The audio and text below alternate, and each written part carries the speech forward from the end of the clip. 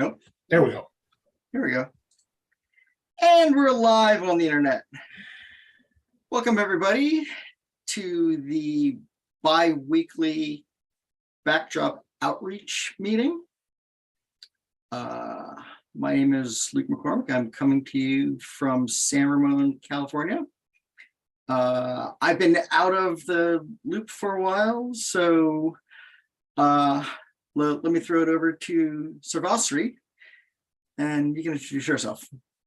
Hi, my name is Sarvasri, and I am pretty much a beginner at Backdrop. I'm trying to get more beginners interested in it because I think it's going to be a good platform for new people who would otherwise be looking maybe at WordPress and then find they get stuck with difficulties doing the things that they want to do without a lot of headaches. And Backdrop offers some features that are really wonderful. So trying to get new people to look at that. Let's go to Tim. Okay, well, it seems like it's just the three of us, so that leaves me. I'm Tim Erickson, St. Paul Tim. I'm in Deerwood, Minnesota. I'm excited, but I've also been just a little bit hesitant because I'm taking my first backdrop Drupal trip in a long time to go to Badcamp and see Luke next week. Luke, we're going to meet in person. I don't know that you and I have ever met in person before. Wow, really? I guess that's possible. It's possible. I've met so many people that I could very well have met you before. I've been at Badcamp before, so maybe we have. But mostly I know you through these Zoom meetings through Backdrop. So I'm 8 feet tall and have 4 arms, so you would probably remember if you had ever met me. Well, I do know what you look like pretty well, so it's. I keep the other ones hidden. I think the thing is, if we met, it was before we really got to know each other. So yeah. Anyways, yeah. So that's it, and actually that. So this is our weekly outreach meeting where it's just the three of us today. The only thing on our in the forum post for this week is to talk about Badcamp, and we already started that, so we're on track. We have other things I think we can talk about, but why don't we just dive in and talk about Badcamp for a minute and see. I think there's two parts to it. There's the just general how can we leverage and promotion. A quick summary, we're doing a summit, a Backdrop summit. There's also 1 or 2 sessions that will be touching upon Backdrop at Badcamp. And then there will also be a sprint at Badcamp to work on sort of upgrade migration issues. So those are the main components. And I think that we'll talk a little bit in our dev meeting today about like where to put our focus during that sprint on the technical aspect. But in terms of just organizing and outreach, that's perfect for this meeting. You, Luke, are out there actually involved in Badcamp planning, I understand, right? That is correct. Okay. So do you have anything to add just in terms of what's happening at Badcamp and or what do you think we need to talk about today? Sorry, I was trying to grab something here and I started an avalanche in my office. Okay. Back there. Yeah, well, Badcamp is the Thursday and Friday, the 6th and the 7th. Mm-hmm. I should know the address, but I don't. Like, I know roughly where it is. It's in Berkeley, right? It is in Berkeley, and it's within walking distance of the Berkeley BART station, which is super convenient transportation for anybody that's in the San Francisco Bay Area. So previous Badcamps, is it close to where they were? Yeah. For most of them, except for I think it was 2017 was the only one we ever had that wasn't in Berkeley. What was in the Exploratorium. building in San Francisco, which was this amazing space. So that was a good time. Sure. But historically, it's been on Berkeley campus, although it hasn't for the past 2.5 occurrences. Okay. It went virtual in 2020 for the pandemic, and then we skipped a year in 2021, but it's back in person this year. So Okay. it's a bit of a regrouping, but we'll see Yep. how it all goes. Yep, my understanding, things are scaled down just a little bit. Mhm. But yeah, Bad Camp has always been very friendly to Backdrop. We've had Backdrop summits and Backdrop trainings and Backdrop sessions at Bad Camp. Yep. And of course, it is very close to the to Jen and Nate, our I mean, Jen started project Bad Camp. founders, right? She not only started Bad Camp, but she also helped start Backdrop, right? So Yeah. so it's a great convergence anyways, and it's the closest thing we have to a get together for Backdrop, because we have a few people in the Bay Area there, and then with me, I think I'm the only one I know of from Backdrop that's coming into the area, but potentially for that sprint we'll have Jen and Nate and Luke and Irina and myself. That's 5 people all on site, so that's doesn't happen too often. Yeah. At this stage, what do we need to do or prepare for? So I think Jen has been handling the summit, and my understanding, we're being a little bit flexible, because one of the problems of planning like a Backdrop summit at Bad Camp is we have no idea who's going to show up. And so, and by that I mean, we don't know to tailor it at beginners or more advanced folks. I think our expectation is that we're going to get a number of people who are new or curious about Backdrop to come to the summit. I mean, we have registration lists. The people that register for Bad Camp tick a box that says what they're planning to attend. So I think before it starts, we'll actually have a list of names of people who say they're going to be there, and sure, we should have some sense for which are familiar and who's new. Sure, and it could be that we could get a sense of that already if we looked. Do you know? I don't know that you would know this, but almost anything I don't know, I can find out. So ask away. Well, I was going to say, how many people we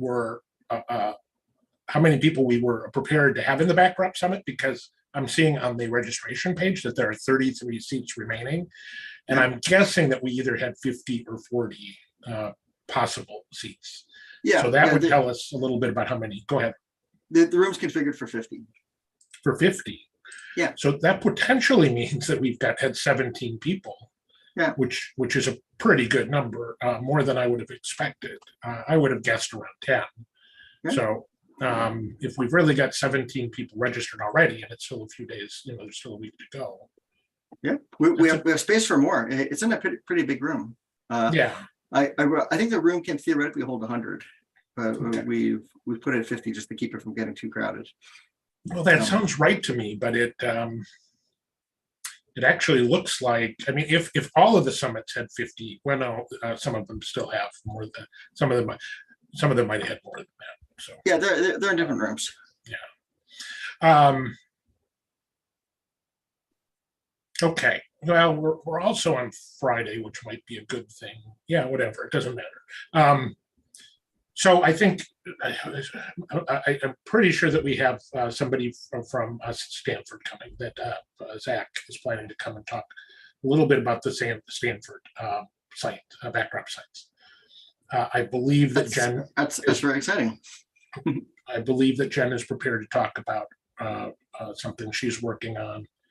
I have a case study I could do a quick introduction to. I think case studies might be helpful, although I don't think we just want to do that. We probably also, I'm guessing that Jen and Nate will be prepared to just sort of do their introduction to Backdrop spiel and talk if there's really 17 people registered, then I'm guessing some of them are completely new to Backdrop and would benefit from the, like, what is Backdrop? How is it different from Drupal? All of that stuff. And anyway, so I think Jen and Nate can kind of do that on the fly. We were also, prepared to sort of break off if there are some experienced people in the room that want to get together and, I don't know, talk about the sprint or something, or talk about migrations. We could do that, but I think we're going to play it a little bit by ear, depending on who shows up in the room. So, do you have? I mean, is there anything particular that you would recommend that, Luke, in terms of that we should be doing at that summit? I wonder. I wonder if it'd be, well, here we are in the outreach meeting. This seems like a particular time. If we could figure out, just brainstorm, if we could think of groups of people who might be interested in doing Backdrop related work, but don't know it, who don't necessarily think of themselves as coders, particularly who don't think of themselves as coders. But I wonder if there's some connection that I could make. I know people that run WordPress things. So I'm a little bit unsure where you're going right now. If you're thinking about like how to get people into the room or what to do with them once they get there. Well, both. First, get them there, and then once they're there, figure out something to do with them. But get them in there for reasons. The one thing that I was just sort of contemplating here is that rather than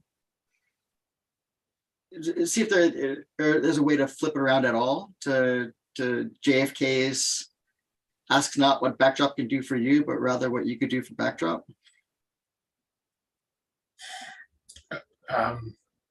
Is there a way to do that? I suppose the question would be as if this is the place to do it, if we've got a bunch of people that are pretty new. Like, yeah. Well, that's Go ahead. I think new people are what we most need. If anything, I think our challenges are that we're an inward-facing community. The more tendrils we can reach out into the world to find new blood, the better. I don't know that we necessarily have to have a specific thing for them. Just Sure. Well, we do. Go ahead, Shabashri. I think the thing that would be really useful would be to contrast how Backdrop has changed from Drupal 7. What you did and why you did it. Mm-hmm. In terms of the layout system and all of that, and how it solves problems for all the Drupal people on Drupal 7, and maybe even the people thinking about Drupal 9, showing them the ease with which layouts and such can be done in Backdrop, and why you've done what you did, why you created Backdrop, and how you have steered it into a more usable context for people to do development that's friendlier than what came before. Sure. And also contrast to why it's different from Drupal now. How Drupal is, targeting a different audience than the original Drupal, and that Backdrop is more in line with the original Drupal for smaller situations. It's not trying to usurp Drupal in the enterprise space, it's not going to ever do that, not intended for that. But to demonstrate or show the differences of how Backdrop became what it is and why it's a good fit for the intended audience, and that Drupal is not now the best fit for a lot of that audience that used to look to Drupal for smaller scale work. So I think showing them some eyebrow raising stuff, that shows, oh, look what we can do. Look how this works. Look how this works, and why we're doing it this way, and how we have really separated the design elements from the coding elements, so that the theming is now isolated more and better approach for theming, not as convoluted as it used to be. All those kinds of things would be really useful, I think, for people to see. Sure. I think a lot of that, Sarvashri, is covered in sort of the standard presentation that we have about Backdrop that we're looking to do. We talk about a lot of those things.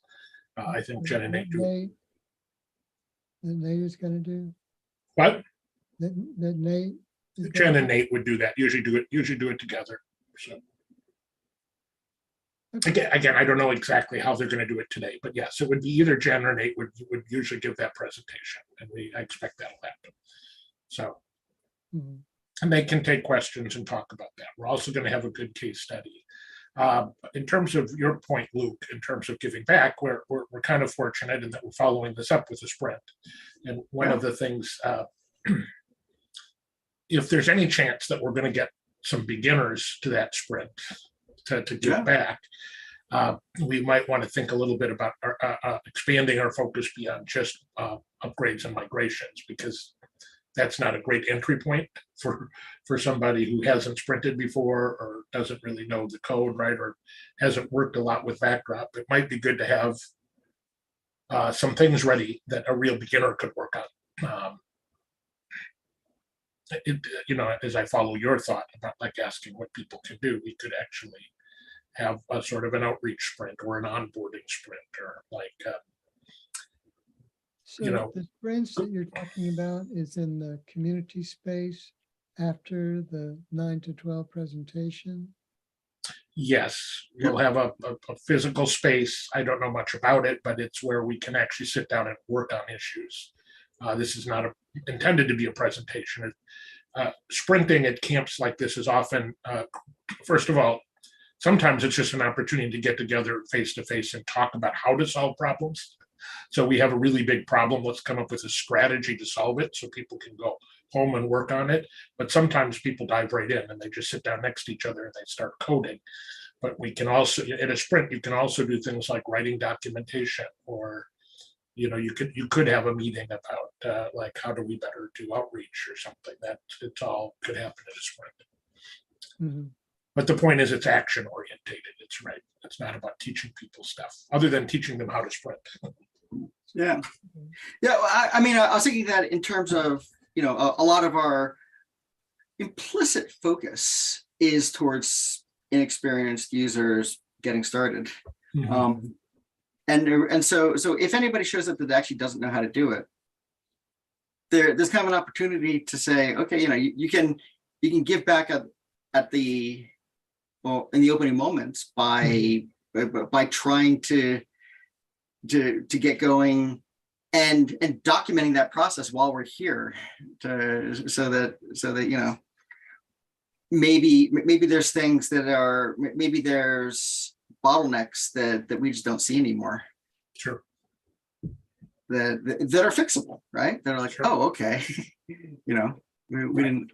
And I mean, I'm aware things like that I tracked in Drupal and Backdrop for years and years, but I'm not going to suggest that I know all of them. So, running, like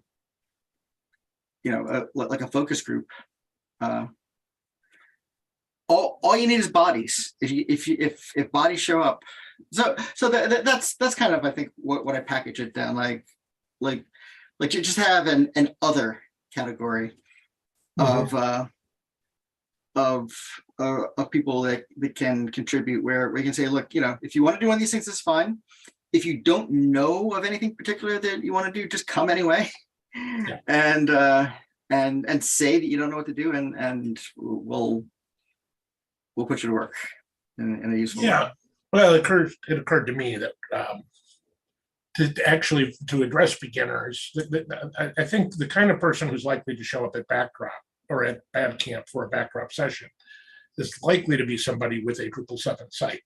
Yeah. That is looking for an alternative. And it occurred to me that one of the things we could do is a bit of a usability and action session at the same time, and just take somebody's Drupal site and start running it through the migration process or the upgrade process. Oh yeah. And view it a little bit as a usability study. So one, here we're showing you how we do this, but we're also documenting the problems that we have as we encounter them, and passing them off to the people at the table over there that are trying to fix them right now. Yeah.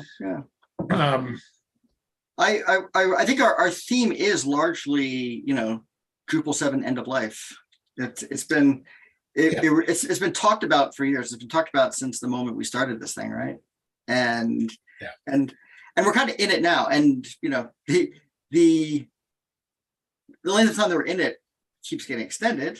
It's like approaching a black hole, right? Like as you get closer and closer, time slows down. But we're now in that process where we're already in twice extended. Drupal 7 should have already been gone 2 different times in the past. Yeah. Okay. Is there anything we need to do that we can still do? So there is Bad Camp had thoughts of being a hybrid remote event, but they are not doing that. However, we are trying to do a hybrid sprint on Friday, and we have at least 1 or 2 people committed to participating in that sprint remotely.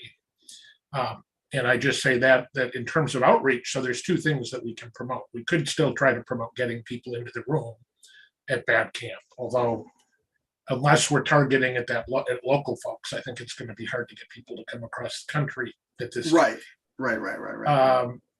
But I don't know what to do to promote it locally. So, but we could, we should be promoting it, the sprint. And I guess one of the things is we want to make sure that we've talked about that.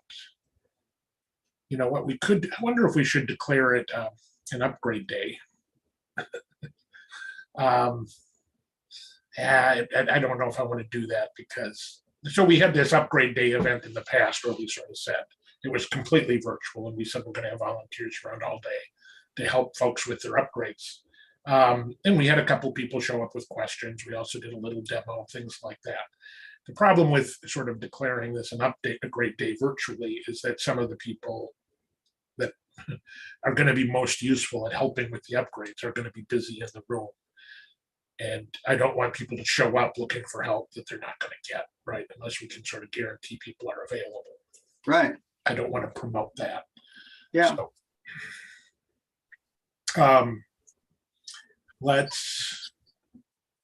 I think just keep the focus on. We should do some social media though and get the word out about the actual sprint. Is anybody who's interested in helping us, improve Backdrop or specifically that upgrade process.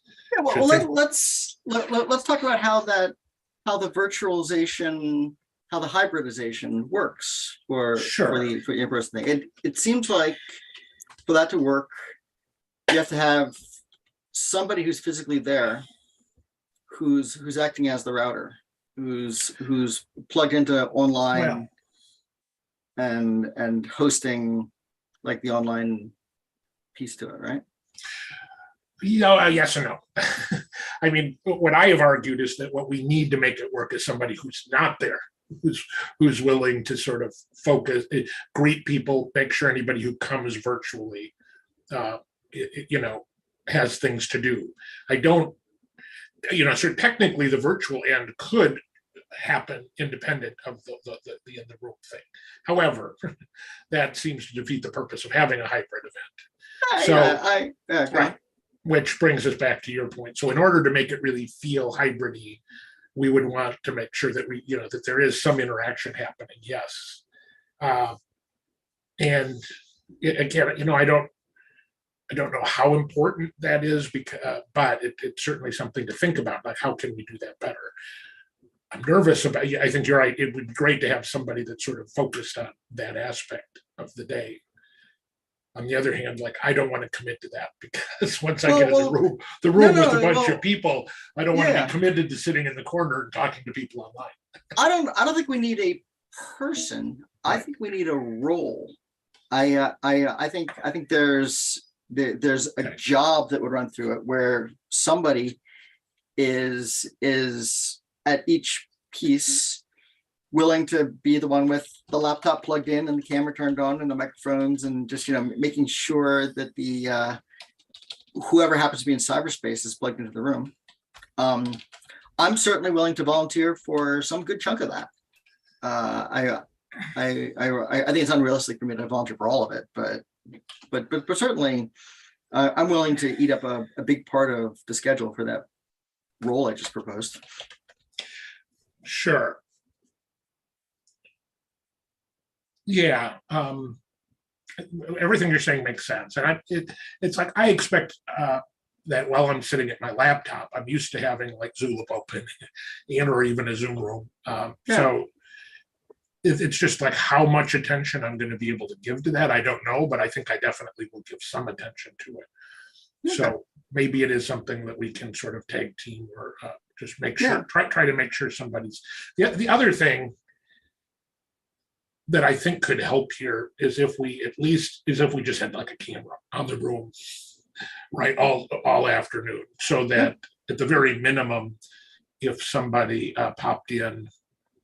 And so I guess what I'm suggesting is that it might be helpful to have an extra laptop that's sort of plugged into Zoom, that's really just there to connect to the to show what's happening in the room. That would be helpful. No, I like all this stuff, by the way. I mean, I've been, since I was in college, recording and broadcasting things. So, and I do it for like music events, for example, fairly routinely. So I can bring my bootlegger setup as if it's a concert, and just webcast. Usually the problem when doing music is you're hiding. You're trying to pretend like you're not doing it, right? So if this is actually just allowed, permitted, I think that's enough. Well, I think if you're able to just sort of manage a stream, that could be outside of the Zoom room itself, or it could be integrated, however it would work best for you. That would be something that we could sort of promote and tweet on social media, which is so that people could drop in and either just peek at what's happening, or say hi to us, like in a Zoom room, even if they're not fully engaged. Well, I mean, can we use the template of Backdrop Live, the way we do those things, and just spin up that kind of infrastructure? I'm sure. Yeah, absolutely. I think probably we should use our regular Zoom room, the one we use for Backdrop Live. We could go into breakout rooms. I doubt that's necessary. Yeah, probably not. But yeah, and again, in addition to somebody on site making sure that connection stays open, I'd like somebody online the whole time to just sort of interact with people who show up and say hi. This could be just an interesting outreach opportunity. Like, I can totally envision that we have a lot of Drupal friends who would love to be at Bad Camp, but who aren't. And if we tweet out and say, here, drop into our sprint at Backdrop, we have an open Zoom room, you can say hi to us, that might cause some people who aren't coming to sprint, but are just coming to say, oh, I went to Bad Camp for a few minutes.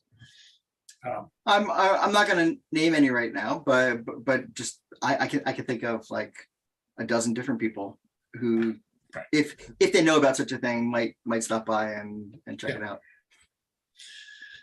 Let's do that. I mean, I'm also inclined to just sort of have that same camera running during the. So this is up to you. We could try to live stream the entire day. Yeah. I think that Bad Camp didn't want to take responsibility for streaming the Right. summits, but I don't think they would care if we did. So if we feel like we have the ability to stream the summit, that would be great too. If we can't like get the slides and everything in sync, at the minimum we could have that Zoom room open with just sort of like a view from the back of the room. So it isn't ideal, it might not be the ideal experience to actually follow the presentation, but at least again, you could drop in and see what's happening. Our hard part's going to be having enough Wi-Fi bandwidth to keep things working. You think so? No, that's eternally a problem. So Okay.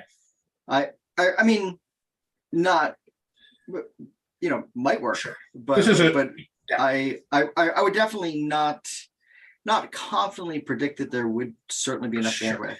I mean, it's one of the reasons not to sort of promise Yes. that we're live streaming the details is because of that, the uncertainty of that. On the other hand, this is a little smaller event than usual, and hopefully people these kinds of venues have gotten better with the bandwidth. How much bandwidth do you need, and how much does the university provide? I don't know that there's a clear answer to either of those.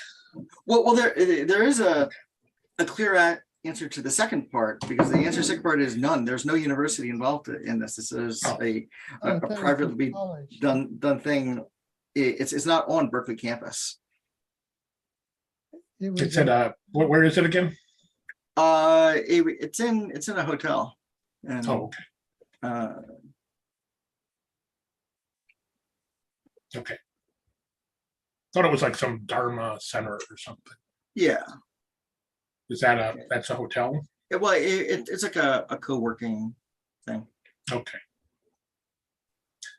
It says Dharma College, hosting this year at Dharma College. Yeah, I was just looking at that.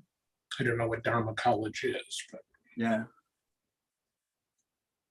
Anyways, this isn't that important. I mean, the point is that there's a lot of variables involved in that Sarvashri, like how many people are trying to stream, there's so many different things that it's hard to predict that. And again, the event itself has said, we're not trying to live stream this because they don't want to deal with that.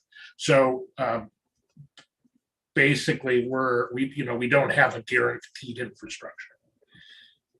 We will have to make do with what we have. So, but presumably we'll have sufficient to have a Zoom room open. I certainly hope so.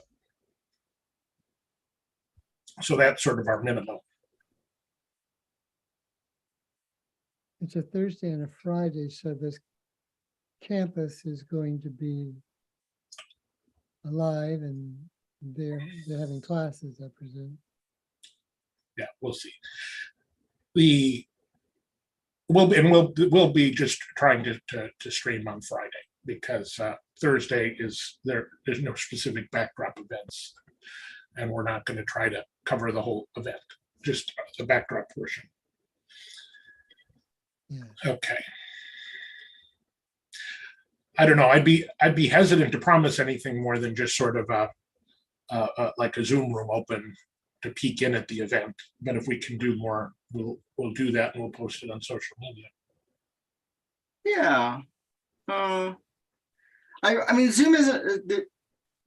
I wonder if Zoom is the Zoom technology isn't ideal to me. It's convenient because we know and we use it, and right. Like we're using it now, and we're familiar with it. But actually requires bandwidth. It requires, sure. 100 bits per second or so, 100 kbits per second rather, bandwidth in order to keep a video stream going. So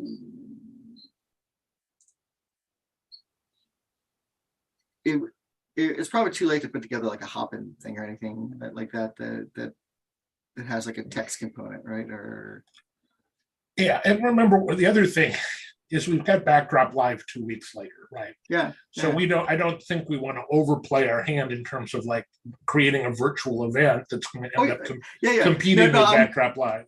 I'm not trying to make this hard. Right.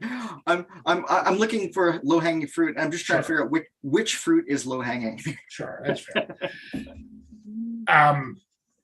Yeah, I mean, I don't know enough about like a hop-in type thing. So yeah, I don't think. I mean, so I think you're right.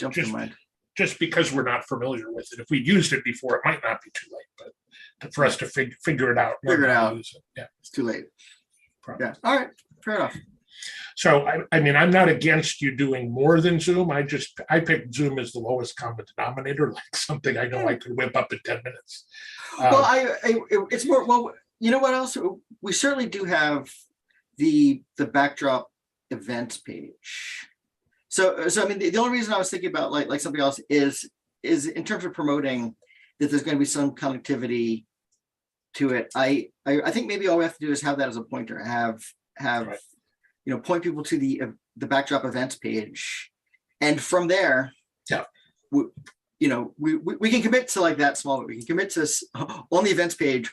We'll tell you what's happening. It might not be much, but like whatever is happening, we'll have a link there. Well, and obviously we have Zoom or Azula, so that presumably there'll be a little bit of activity in our Azula chat as well. But I don't want to necessarily point beginners there. I'd rather send them to Zoom. So if we have that, but you're right. No, I hear you exactly. Let's set up an event that we can. With a static link on the backdrop site, an event page that has, and to say, here's where you come. And then from there, we can provide links to whatever else we've come up with. Yeah. So I think we can under promise by just saying, go to events.backdrop.org. Yeah. And then dependent, there might be a page there with information. There might be links that, it's not limited to just that. Like we have the option if we get inspired and, a handy 20 minutes to do it, to put some kind of landing page together. Yeah. And again, depend on connectivity. If a lot of it's going to end up like on the day of the thing, we'll try Zoom. And if there's lots of bandwidth, we'll just keep a Zoom open. If there's not, we'll maybe post to a forum topic or something. Sure. And we can use the events as a router for that. Got it. Okay, well, we should spend at least a few minutes on back. This meeting is only got 5 minutes left. All right. What are we supposed to cover? Well, we didn't really have anything other than this, but I would say we should, with Backdrop Live coming up in about 3 weeks, we should be talking about that. So basically, I think Backdrop Live is 3 weeks from tomorrow. It's 2 weeks after Bad Camp, and Bad Camp is a week from tomorrow. So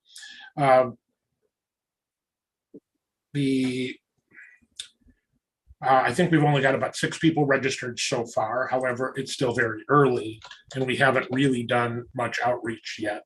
I have really been trying to get people to get some sessions on the schedule. And I would say I'd like to see a little bit more. Oh, we've got another 1, 2, 3, 4, 5, 6, 7 registrations so far.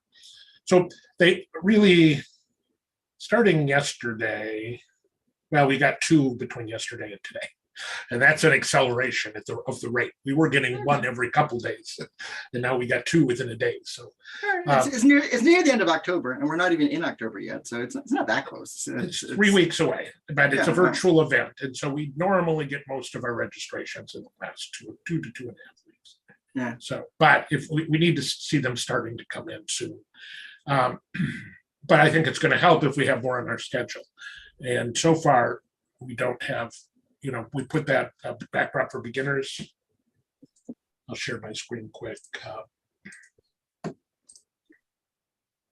So what we have on our schedule right now is I put the introduction to backdrop session that we usually do.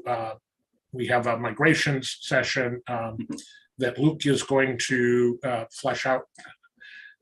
Luke has volunteered to do that. Then we have the backdrop for beginners series, where we're going to talk about content types and fields, views, and layouts. Again, Luke has volunteered to host one of these. I'm prepared to step in and do one if we need to, but I'm looking for other folks. And I've put out some requests in the last 24 hours, specific requests to people asking them to take on one of these other two. It would be great to have other people. Are these all an hour piece? Everything's, yeah, each of these slots is an hour. I mean, technically, sessions should end at, we like to have a little gap between them. So it would be good if people ended 5 or 10 minutes, did 45 or 50, 55-minute sessions. But there's no, there's no enforcing of that. I have tentatively put my colleague down to do something from Bangladesh, who's been working on a headless backdrop site, as a bit of a just fun learning experiment. To talk about that with anybody who wants to talk about headless, but this is still a little bit tentative. Interesting. Then I have 2 other sessions, 2 topics that I'm interested in. Add an icon font to core is the most requested feature we have, but we don't really know what that means. So I thought it would be great to have a session at Backdrop where we can talk about, since people seem to be very interested in this feature, what problem they're trying to solve, and define what the best solution is, because we're not going to get it into core until we sort of decide on what exactly have better specs for the feature. And I also put down a topic on how to better recruit, retain, and support contributors. This could be anything from, providing incentives to doing outreach to, sort of volunteer management stuff. So those are but really everything on here is like Luke or myself right now. Ryan Otis would like to do a session on porting contrib modules, and specifically talk about how to make that easier and or provide better resources. We just don't have time for that yet. But I think it's going to help to get more things on the schedule. It's going to help recruitment if we have more topics. We as usual, this is meant to be an unconference, so people can add topics up to the day of the event. So we don't need to fill up the schedule, but we need to have a little bit more there to entice people, I think. So, but I'm preaching to the choir, right? Because Luke's already, Luke and I are already on the schedule. Sarvashri, you have been doing a backdrop for beginner session for a while. I don't know if you feel like it's worth doing that again, or if you want to do something different, or. I can do it. We didn't have very many beginners last time. Right. Well, the other thing, Sarvashri, is your session is kind of different than this introduction to backdrop, which is something that Jen usually does. And because this is on day 1, we usually push you to day 2 when there's fewer beginners. If you wanted to try to do something on day 1, I suppose we could do that. But I would want to distinguish it from sort of the intro to backdrop that Jen does, which I think it is different, right? Your conversation is more abstract, and it's more general. Jen is talking about the history of backdrop and how it differs from Drupal, all the things you mentioned earlier. Whereas you're talking more about just how to help people get started with backdrop. Right.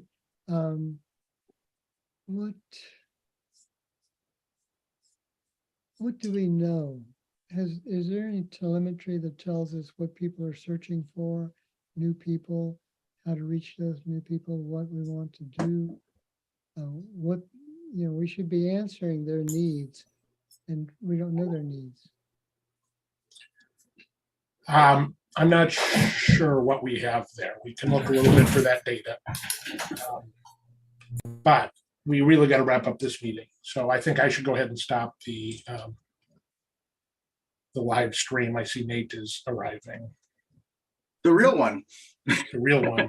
I changed my name. I'm no longer imposturing. No, what's the Impersonating. word? Huh? Impersonating. I'm no longer Impersonating. impersonating. There he is. Oh, let's